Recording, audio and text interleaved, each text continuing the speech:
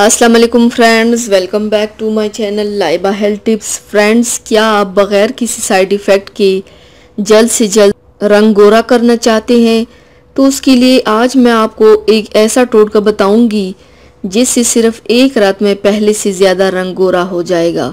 तो चलिए शुरू करते हैं, पर इसके पहले प्लीज़ मेरे चैनल को सब्सक्राइब कर लीजिए और बेल आइकन को दबाइए एवरी लेटेस्ट ब्यूटी अपडेट को सबसे पहले पाने के लिए।